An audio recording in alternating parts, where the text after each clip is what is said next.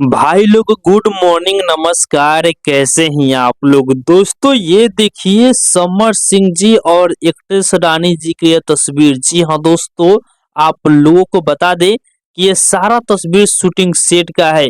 आप सभी से बता दें कि समर सिंह जी का एक्ट्रेस रानी जी के साथ में एक बहुत ही बड़े लेवल का बवाल लेवल का गाने का शूटिंग किया गया है। दोस्तों आप लोग तस्वीर को देखकर ही अंदाजा लगा सकते हैं कि समर सिंह जी का ये जो गाना शूटिंग किया गया है एक्ट्रेस रानी जी के साथ में, ये जो गाना आएगा जब, तो मतलब सच में बवाल बवंडर मचा कर रख देगा। भाई सच में इस गाना को मतलब हम क्या ही कहें, बहुत ही बड़े लेवल का गाने का शूटिंग किया है समर सिंह जी एक्ट्रेस रानी जी के साथ में। और आप लोग देख सकते हैं कि समर सिंह जी और एक्ट्रेस रानी जी का जो लुक है वो एक अलग ही लुक दिख रहा है। समर सिंह जी चश्मा लगाए हुए हैं और उनका जो ड्रेस है वो काफी हट के अलग ही ड्रेस उनका दिख रहा है और एक्ट्रेस रानी जी का भी।